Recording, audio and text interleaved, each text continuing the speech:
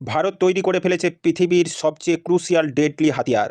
এমন একটি technology Bharat innovation করে ফেলেছে যা দেখে গোটা পৃথিবী হতবাক। Russia, China, America, Britain, France কেউই এই টেকনোলজি উদ্ভাবন করতে এখনও সফলতা অর্জন করেনি। ভারতের হাইপারসনিক মিসাইল এর ইঞ্জিন নির্মাণ সফল হয়েছে সম্পূর্ণভাবে। 500 থেকে 1000 কিলোমিটার দূরে আঘাত করার মতো হাইপারসনিক মিসাইল রাশিয়ার কাছেও আছে, কিন্তু আন্তঃমহাদেশীয় হাইপারসনিক মিসাইল নির্মাণ এখনও কেউ করতে পারেনি।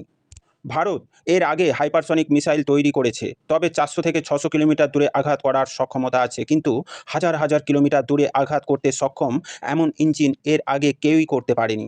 হাইপারসনিক মিসাইলে যে ট্র্যামজেট ইঞ্জিন ক্ষমতা দেয় মিসাইলকে 8 থেকে 10 ম্যাক গতিতে ওড়ার জন্য, সেই ইঞ্জিন ভারত 17 মিনিট ধরে টানা রান করিয়েছে এবং এই টেস্টিংয়ের সময় ইঞ্জিনের সমস্ত কিছু প্যারামিটার নর্মাল ছিল।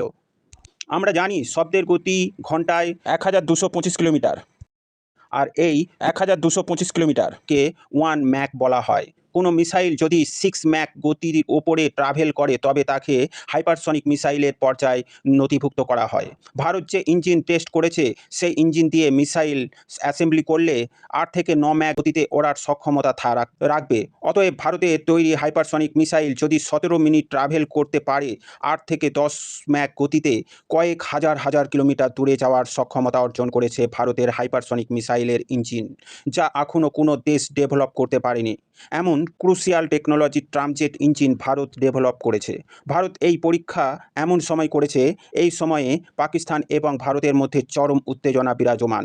আর এই হাইপারসনিক মিসাইলের কোনো এয়ার ডিফেন্স সিস্টেম ট্র্যাক করতে পারবে না এবং তাকে ভূপাতিত করার ক্ষমতা এখনও পর্যন্ত কোনো এয়ার ডিফেন্স সিস্টেমের নেই, এবং কোনো রেডার একে সহজে শনাক্ত করতে পারবে না, কারণ এর গতির জন্য এত বেশি হবে কল্পনারও বাইরে।